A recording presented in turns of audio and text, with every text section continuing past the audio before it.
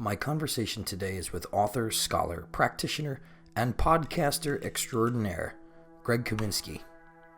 Greg has been a staple of the occult and esoteric communities for well over a decade. His show, Occult of Personality, was one of, if not the first of its kind, a podcast which for me is still reminiscent of the golden days of talk radio, and a scholarly and serious place for all manner of meaningful discussion from the widest range of committed practitioners and lauded academics. Greg is also an acclaimed author and scholar. Yet, for all his accomplishments, he's still absolutely one of the most grounded, approachable, knowledgeable, and unfailingly kind people I have met. It was a great honor to sit down and talk with Greg about his experience of Western esotericism, his published works, and to observe illuminating glimpse of an indwelling true and profound calling to the spiritual path. I'm Ike Baker, and this is the Arcanum Podcast.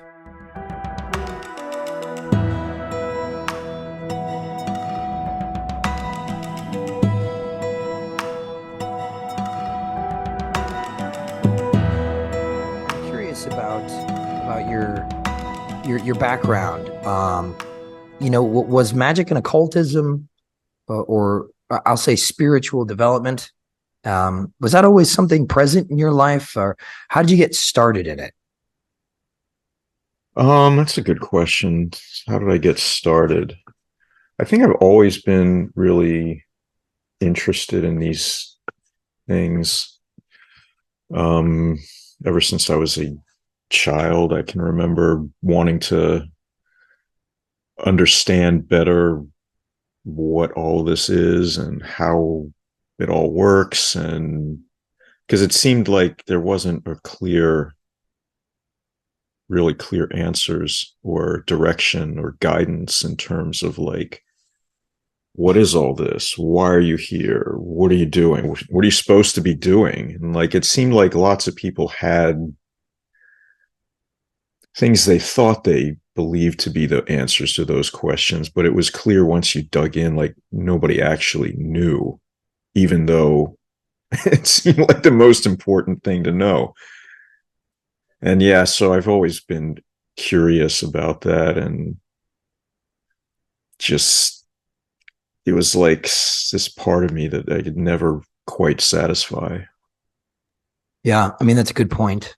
There's a tremendous amount of ambiguity, and some of that is, well, you've got to experience these things on your own, and a lot of it is, sometimes there are, I guess, people who are only maybe, I mean, this is just speaking to my experience.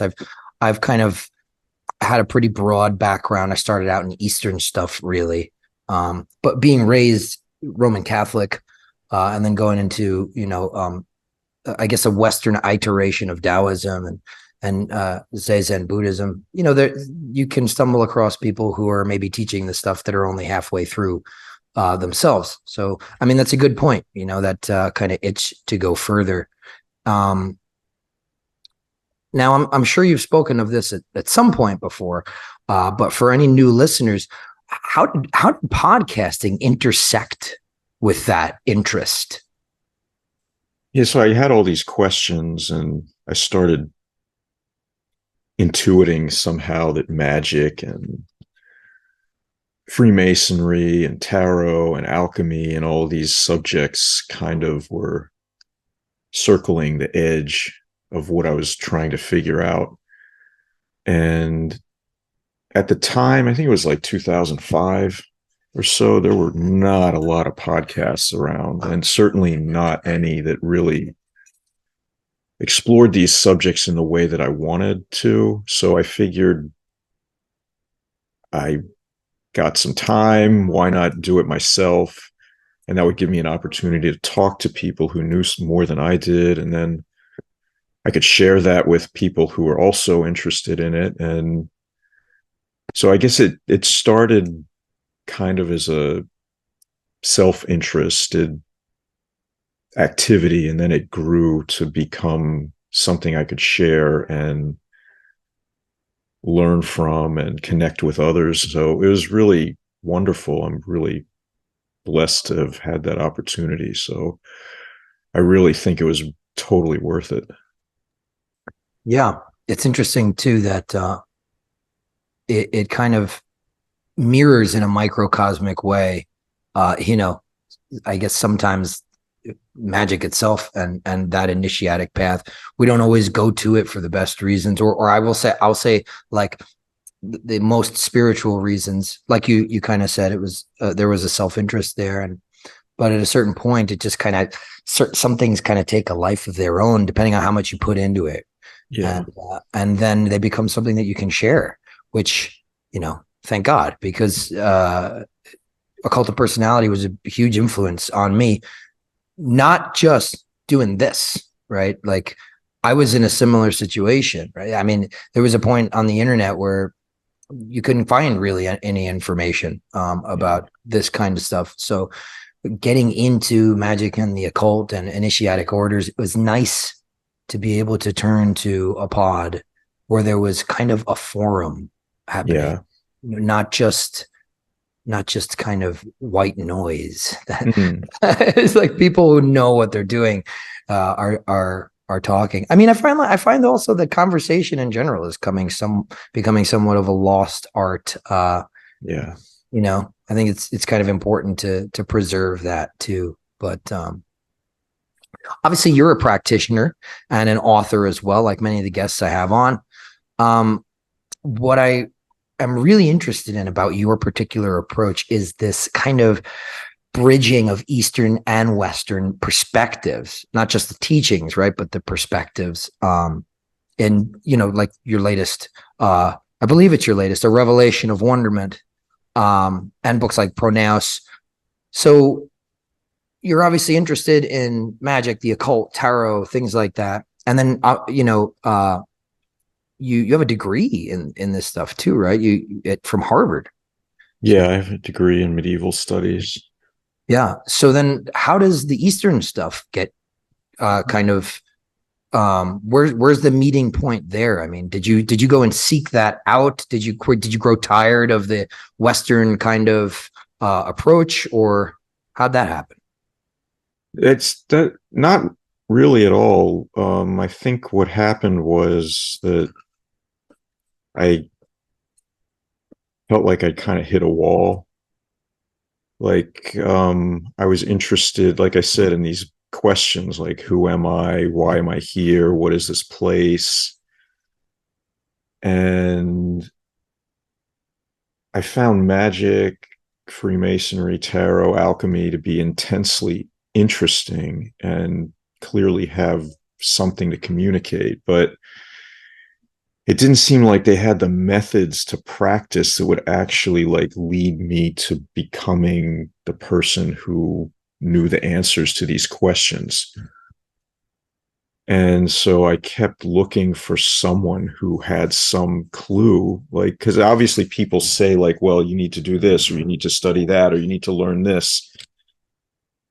But when I looked deeper, when I like looked at them, the person telling me this, like, I didn't see any evidence that they were actually knowing the answers to these questions and living in a way that demonstrated that they knew them.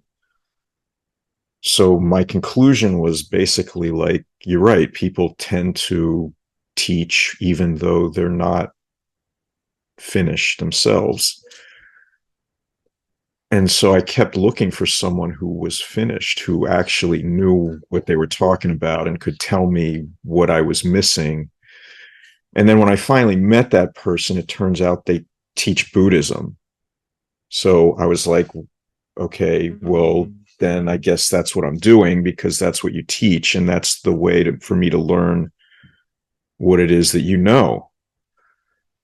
And so it wasn't really a choice like I wanted to abandon Western paths or that I wanted to practice Buddhism or any of that. It was just that the guy who knew the answers to the questions taught this particular path. And so that's just how it went. If he was a plumber, I'd be talking to you about plumbing now. So That's excellent. I mean, I think For all the reasons you just listen, this has the potential to be a very important talk for my audience and for myself and for this podcast, because we're really getting to the crux of the matter here, which is, you know, what does it take? You know, there's all these traditions and vague verbiage, and there's everything's so shrouded in mystery. But yeah, like you're saying, you know it when you see it. You know, when somebody kind of embodies that, I guess if you want to look at it, if we wanted to use Western verbiage, that solar archetype. But that's what variation or school of Buddhism did that end up taking you down? So my teacher teaches Vajrayana Buddhism, Buddhist Tantra, and it's taught from like a Dzogchen view. And so it's Nyingma tradition of Vajrayana Buddhism, which is the old tradition. And I mean, I feel like the main differences with what I'd encountered previously in this is that it's a totally coherent living tradition. And there's a living master who teaches it. So, and to me, that's important because I quickly came to find out you can't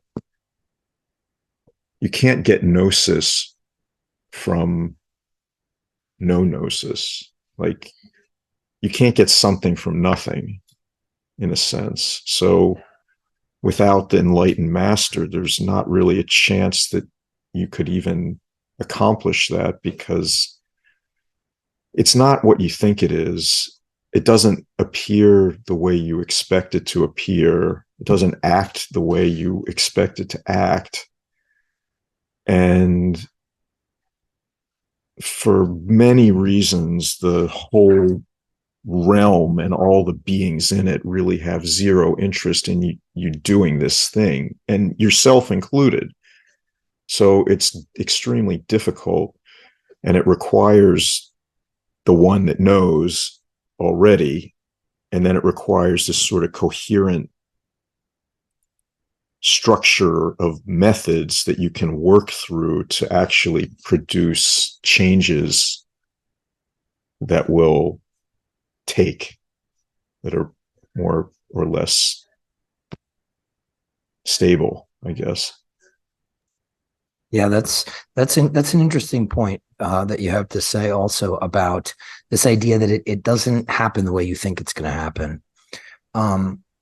You know, that's something that I kind of stress in some more of like my writings and the podcast interviews that I've done, is that you really need to throw away, or at least like suspend, these preconceptions that you have, because what happens is they interfere with the practice itself, because you're constantly projecting those expectations onto it. And so the system then doesn't have a revelatory aspect, right? Because you're attempting to anticipate what this is going to look like, or how this is going to look in your life, how this is going to affect you. So I think that's a really apt point just in general about initiatic paths. I mean, from what I understand, right, my background was in Zazen, and it really wasn't that long. I went on to the Taoist esoteric stuff because I studied Chinese medicine, things like that, Qi theory. But I understand Buddhist Tantra and Vajrayana in particular to have some pretty esoteric connotations. Have you found any overlap? You know, I mean, I'm not fully aware of how far along you are in your path in that stuff. I do know that there's kind of like a prerequisite period in these traditions. I have a friend who did it. But is there any overlap for you? Are the two systems kind of consonant in any way, or are they completely just?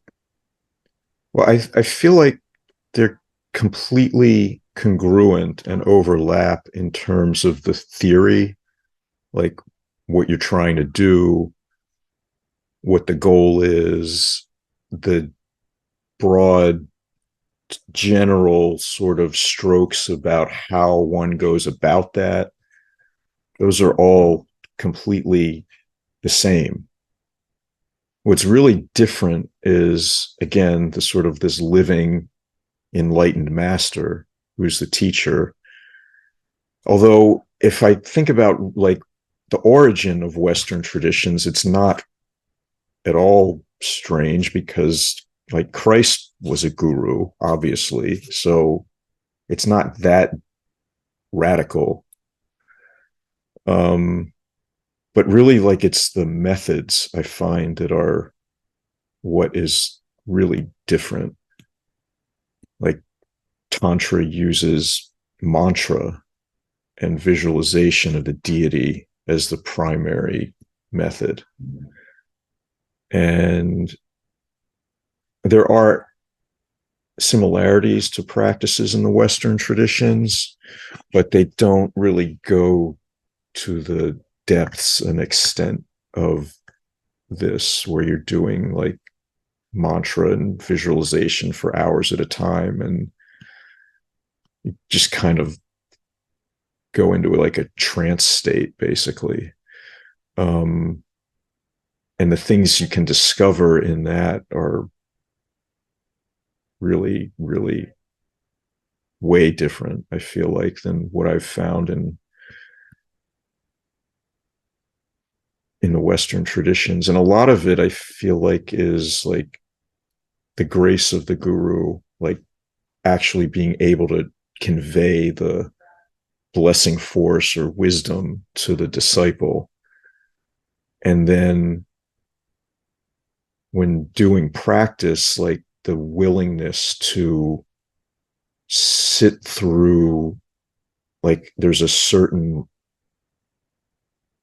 duration of really intense boredom and the desire to like do anything else. And if you can push through that each time you practice, like what you discover is like shocking, I think.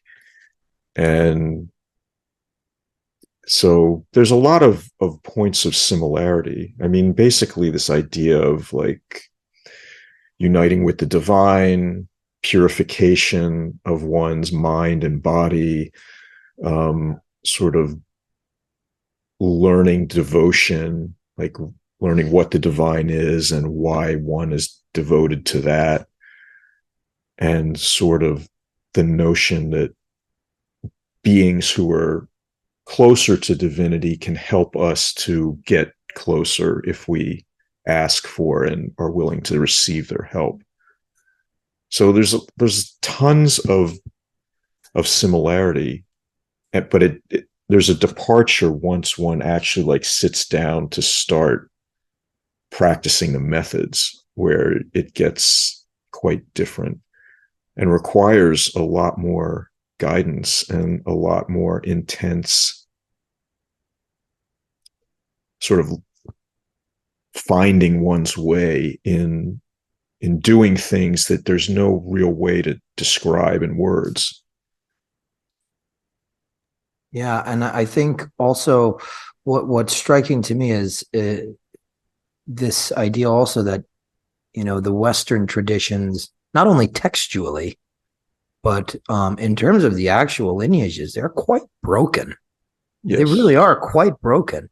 But part of me, you know, the whole Rosicrucian sort of ideal, or I don't know if you want to call it like Hermetic, is this idea that, you know, the secrets are in nature and they're largely symbolic. So again, consonant with what you're saying, transcending words, really. And so part of me wonders if you can connect with the symbols, if you can have the Gnostic experience, if you could then, you know, sort of, I guess, reinvigorate a line. But that's, you know, that's more of like a rhetorical sort of thought on my own part.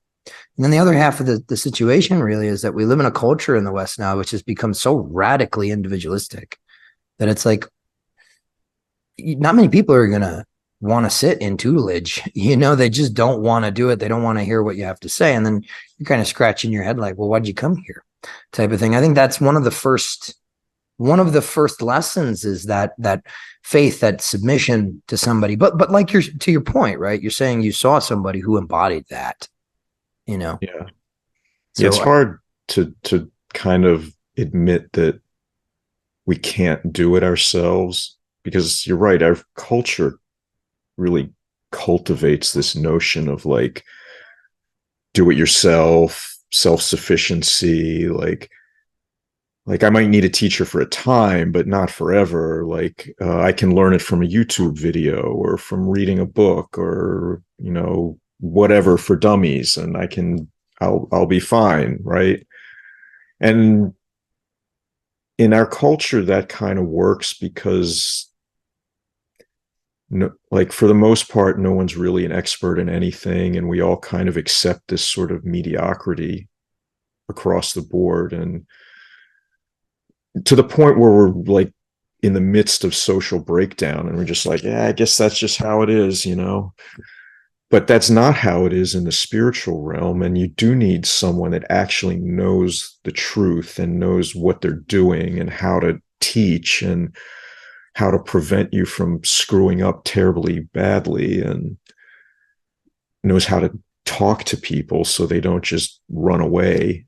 Because we just don't want to admit that we have to like go to someone else and ask for help and then submit ourselves as like, I don't know, like I'm not capable, please help me. It feels demeaning, but it's really not. It's actually kind of an ennobling activity to admit that you don't know, that you can't do it yourself, that you're going to the one who does know and can teach you and has the capability to help and make you into someone who can do. So there's a million reasons why it's worthwhile to have a teacher to learn something that you don't know. But once we get into this realm, it's really challenging for people, because most people have this notion that spirituality is somehow connected with self-improvement, you know, because we want to grow and mature and become the people we're meant to be to fulfill our potential. But you do that in spiritual life, but that's not the actual goal. And so it's weird because you think it's about self-improvement when you start, but then at some point you realize, like, I may be improving, but that is not what's happening here. Like, that's not what we're doing. It's just a side effect.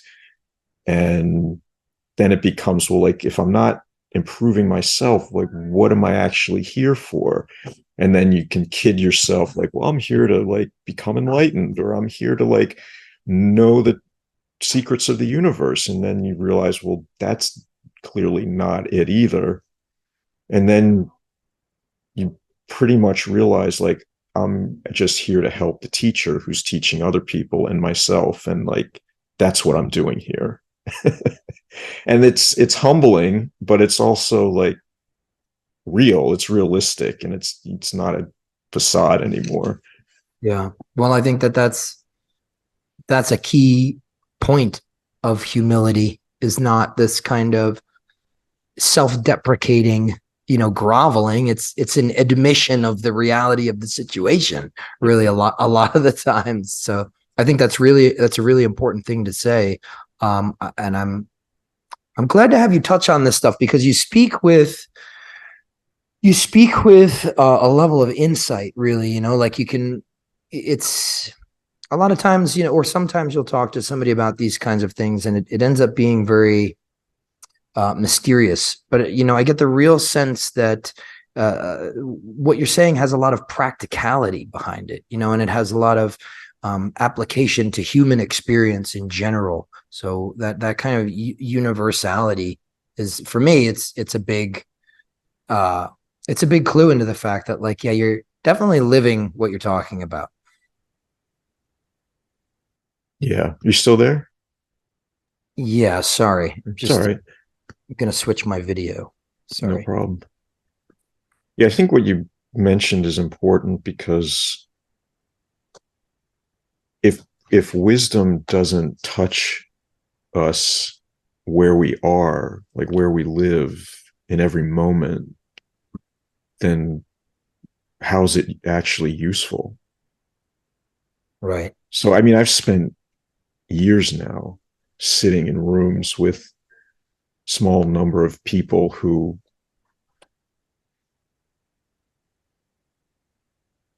just the way they are is just completely mind-blowing. It's hard to comprehend. But I think one of the main takeaways is that true wisdom does have a completely practical, down-to-earth, simple aspect to it. And it applies to everyone always. And that's how we know it's wisdom. That's how we know it's real, because it's not temporary. It doesn't apply just to human beings in the human realm. It applies to all beings, anywhere, anytime, always. And yeah, that's one way to know if the person you're dealing with actually is wise or not, is because the way they speak and the way they act is not like set apart or separate, Right. or aloof in any way at all. In fact, they're more into whatever it is than most anyone else. So, and then of course, they don't see themselves as a subject in a world of objects. And that also allows them to function in a very different way than human beings do. Yeah. Yeah. It's definitely something I have struggled with in the past. This idea of kind of like, I guess, spiritual toggling, where it's like, yeah, I'm very, very reverent, and I'm inflamed with a sense of prayer when I'm in ritual, but I'm just completely enraged in traffic or something like that. And look, I mean, we're human, it's going to happen, but the idea of coming to that wholeness, that integration of all that. Otherwise, what is it for? It just kind of boils down to like solo cosplay if you're not applying it to your life. But your latest book, A Revelation of Wonderment, in that you discuss the 9-sphere teachings of Tractun Rinpoche. Am I pronouncing that correctly? Yeah. Yes. Okay.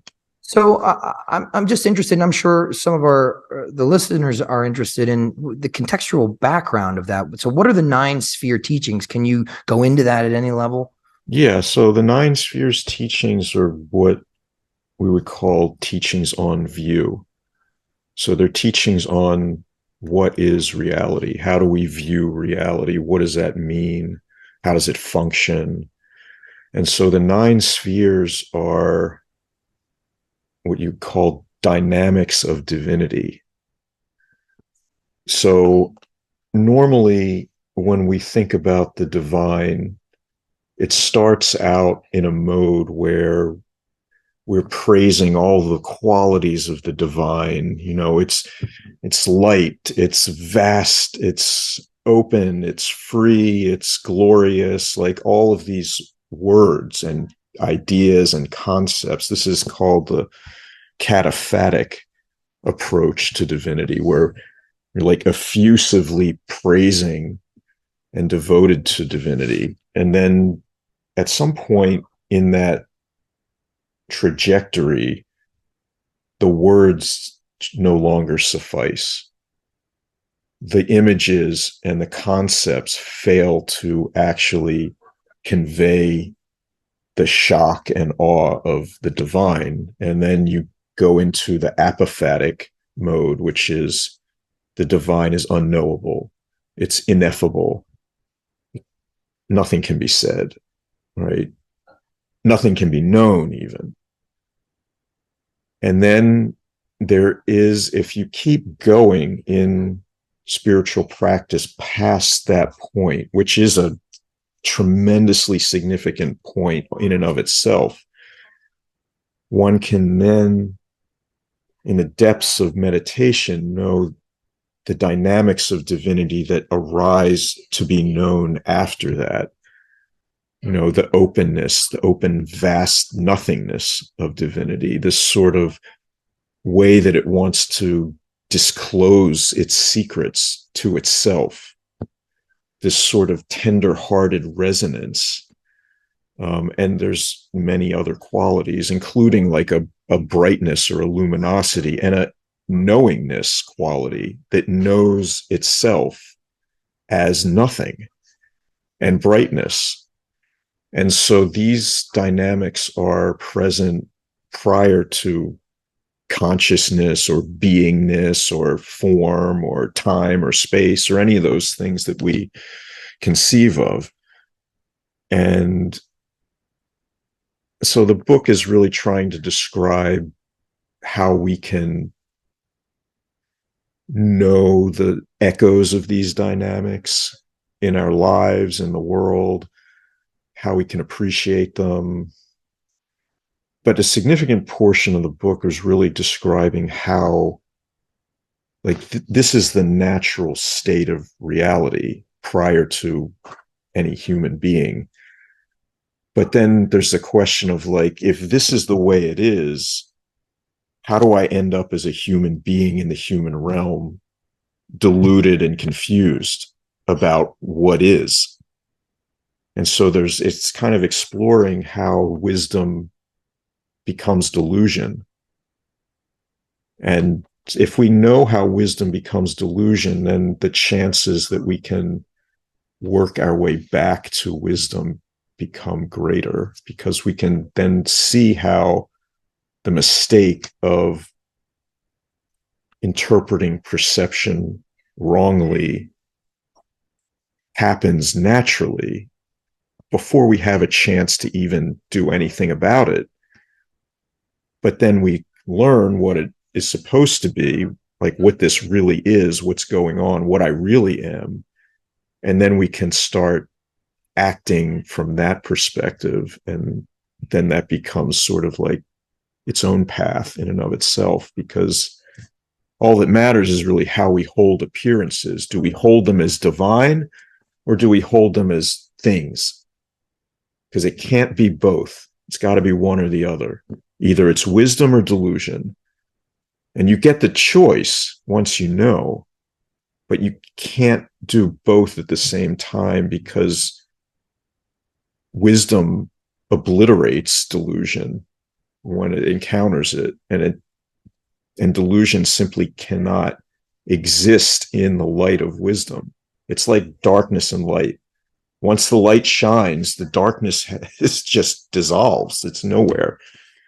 So, and then through that exploration, one comes to discover, what is divinity, and then how do I fit into that, and what does that mean for me in terms of how I'm supposed to be in the world? Because it's none of it's separate, right? It's either it's wholeness or it's not, and we say it is. Right. And do you think that those have, so that understanding that you come to, is that more, I mean, I'm asking in your conception, is that more of a personal thing, or are there universal aspects to that are applicable to all human beings? Or do you think it's more of a very personal thing? Because I think the heart of what we're talking about here is gnosis, for Western practitioners, right? This is a species of gnosis, I think, that you're talking about. Yeah, it is. And in fact, in the book, like, I have a section here, what is real? ? And I can just read the beginning Sure. to you, because I feel like this kind of addresses what you're talking about. So in the book, I use this word reality quite a bit. The word reality is derived from the word real. We may think we understand what is real and what is not real in terms of substance, material phenomena. But what is physically existent is not what is meant by real in the context of this book, nor within the context of Dharma. When I say real or reality, this is referring to what is permanent and available to all. Mostly human beings take objects in appearance as real. But what the teachings are saying is that only divinity is real, meaning only the nothingness that is bright, which appears and perceives as real. So with this meaning, we can begin to see that what we take as real is anything but. Quote, To the real, the unreal is not. It appears to be real only because you believe in it. Doubt it, and it ceases. When you are in love with somebody, you give it reality. You imagine your love to be all-powerful and everlasting. When it comes to an end, you say, I thought it was real, but it wasn't. Transiency is the best proof of unreality. What is limited in time and space and applicable to one person only is not real. The real is for all and forever, unquote.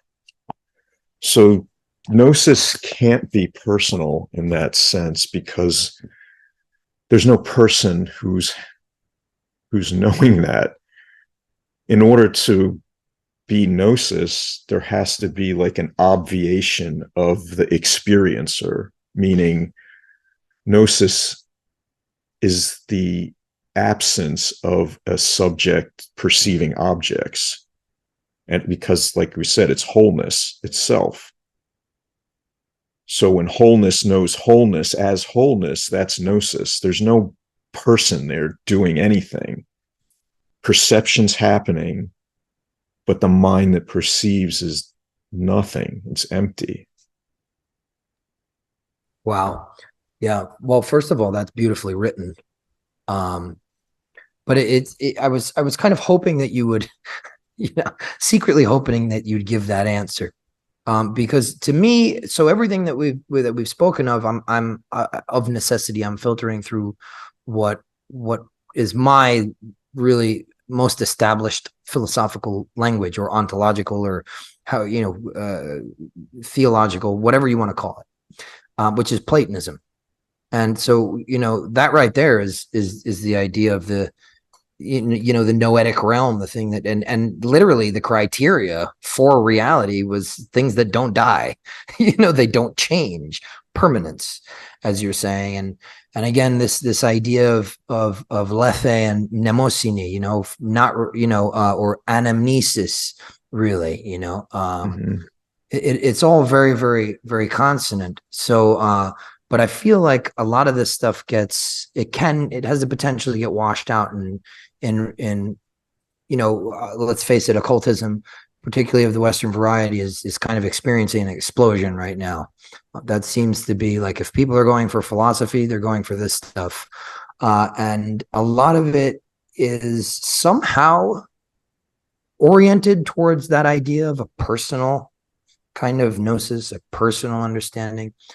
But and I think it's so telling. It's almost like mysticism that's been conditioned by our secular paradigm. We're removing the locus of truth from that which is and that which I experience. So I think that's a really important thing to kind of point out, is that I love the fact that you're talking about this ultimate gnosis being transcendent of the whole subject object conundrum. Yeah, it's totally necessary to go beyond delusion. And delusion is to see ourselves as a human being in the human realm.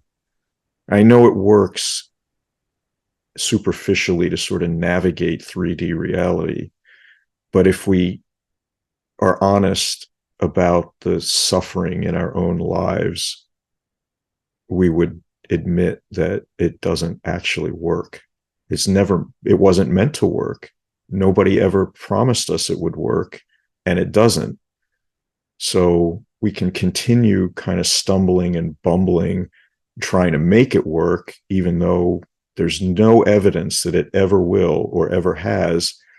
Or we can try something different, which I think if you actually meet or talk to those who've accomplished the path, you'll see, well, they don't suffer at all. Like, their lives, simple as they are, work without any problems at all. And I can't do that even if I want to.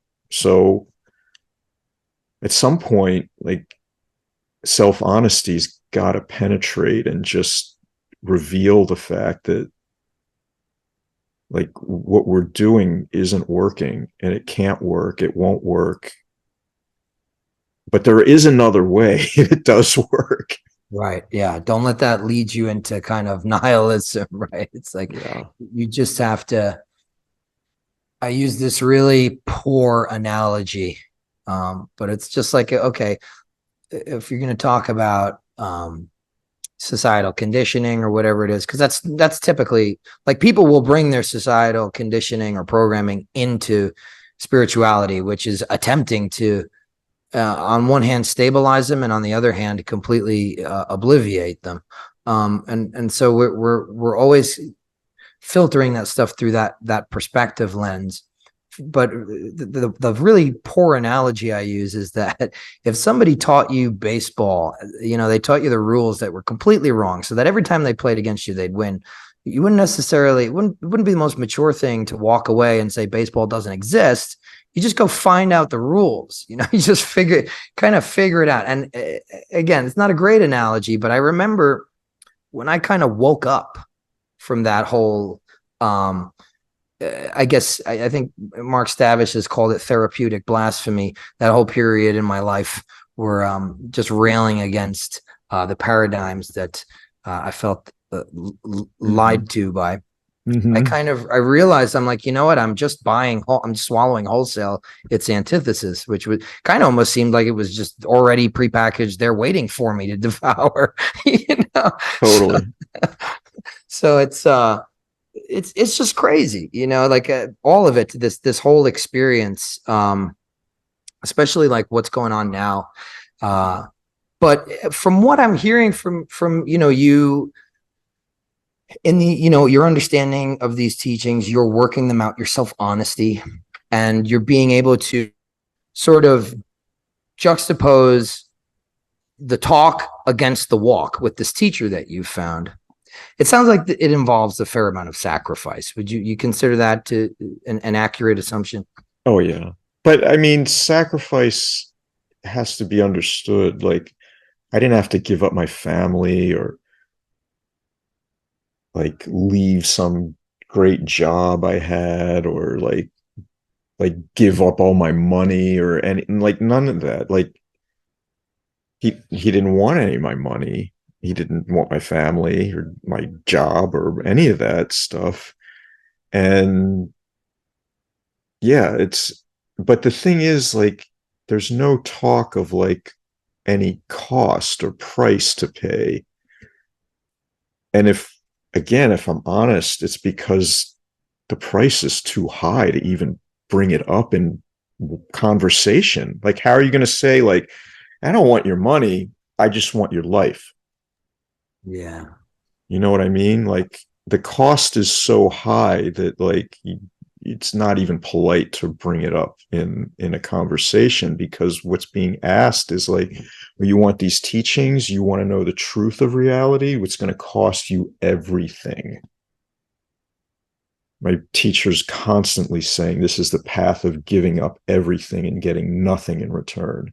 And he's not joking, or it's not like sarcastic or playful. It's, you have to literally give up your made up identity for the truth. And that involves giving up everything, because all we're made of is concept and ideas and words and thoughts. And those, if we go back to our definition, that's not real in the first place. So you're only being asked to give up something that was never real to begin with. And yet it's really, really difficult and painful to even do that. So we're so much enmeshed in the delusion that it's not like just the way I think or what I believe. It's my whole world. My whole world is the delusion.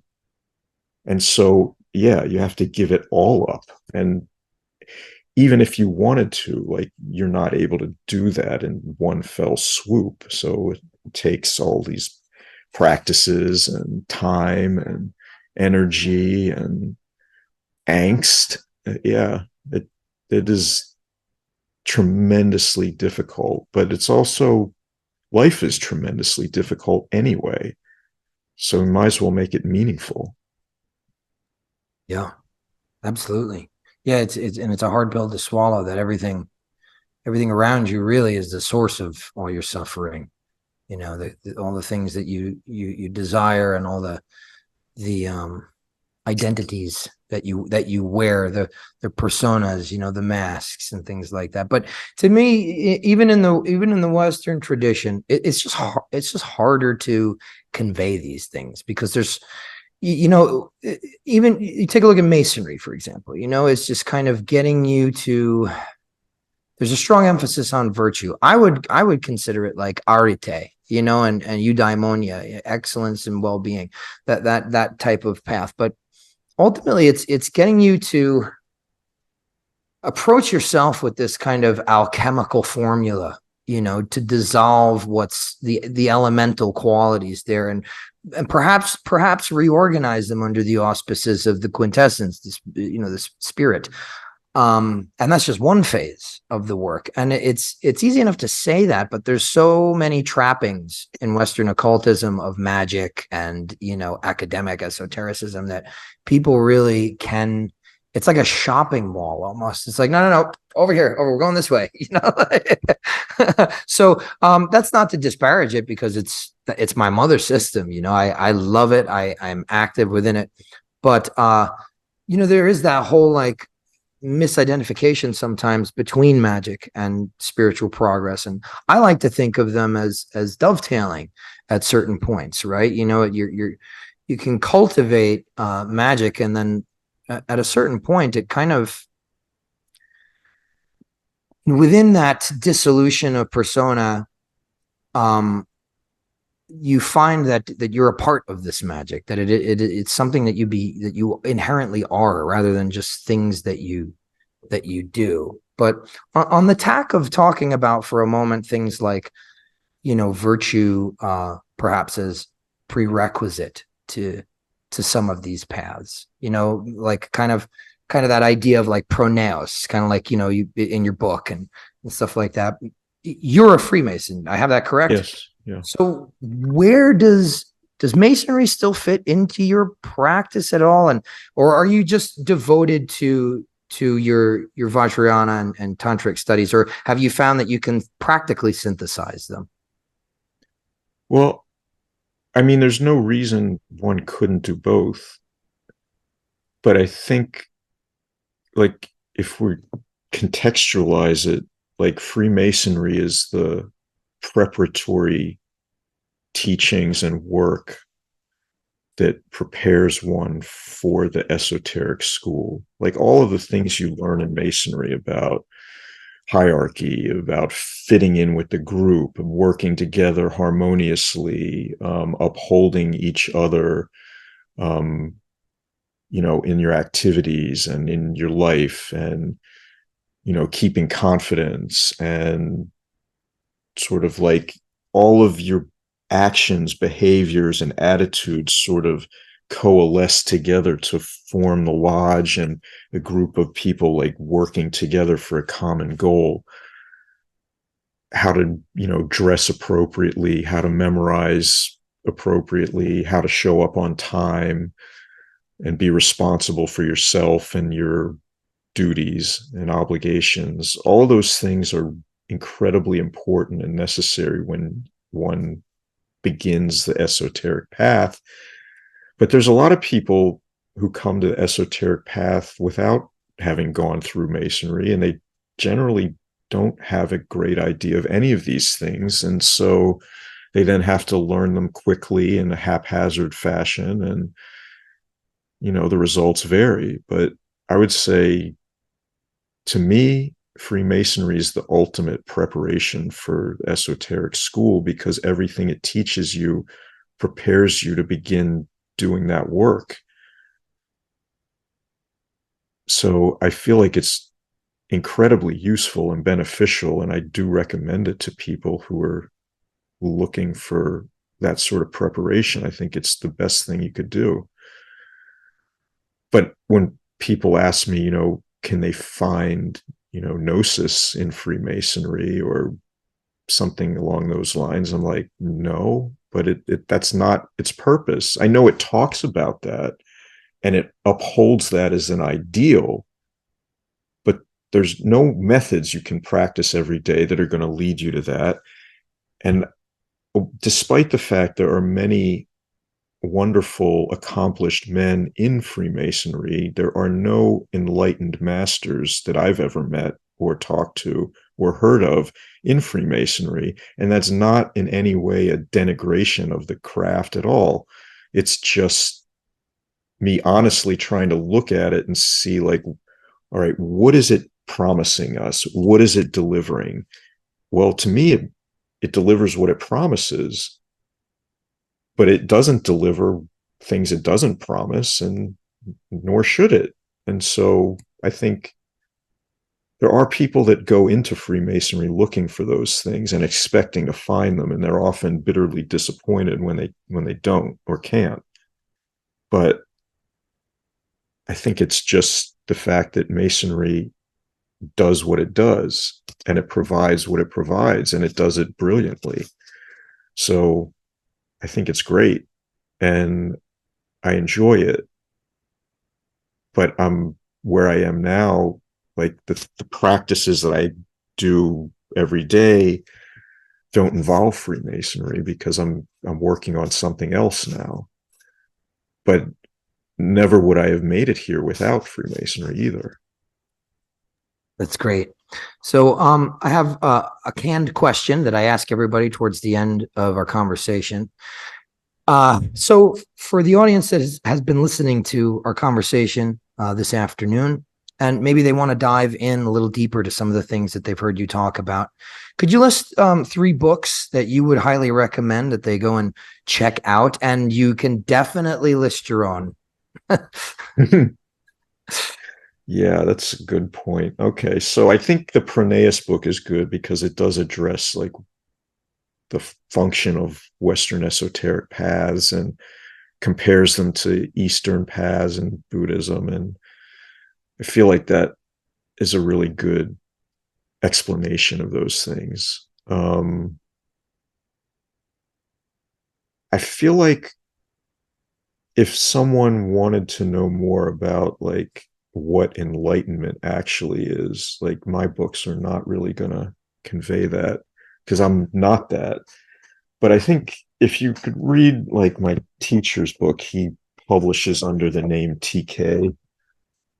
And there's a couple books from a few years back. This is one, Eye to Form is Only Love. And then this other one, Original Innocence.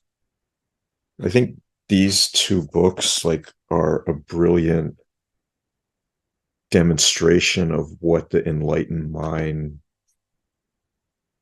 sounds like, says, thinks of, notices.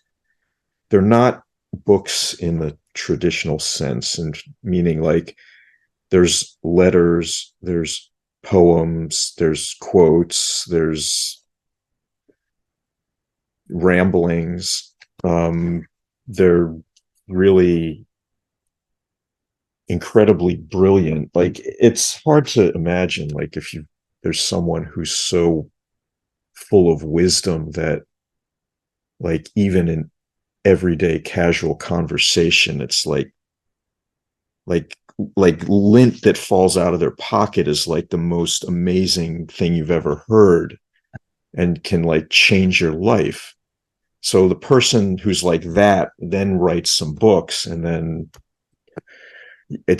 I can't, they're not books I can like sit and read. Like you just open it up anywhere and just read a page or 2 and you're like, I'm done. That's great. So, yeah. All right. So I'm going to check those out, actually. I love the cover art, too. Are those original or did an artist do those? This one, gorgeous. A woman named Sky did that. Gorgeous. I love that. And then this one, I think, is a photograph of Tiger's Nest meditation retreat in Nepal or somewhere Tibet, maybe Bhutan. I'm not sure exactly where it is. But Bhutan, apparently. Great. Yeah. Well, Greg Kaminsky, thank you so much for lending all of us your time. I really feel like this is one of the more important podcast episodes that I've done, even though it's we only typically go an hour here, but there's just so much here that's getting to the point, so I really appreciate everything that you have to offer, and I look forward to all and any future endeavors, and I hope to speak to you again. Yeah, me too. I thank you so much for this opportunity. It was really great to speak with you, and I really appreciate what you're doing, and I'm thrilled to follow your podcast and your lectures, because it's really awesome to see your success. So more to come. Thank you.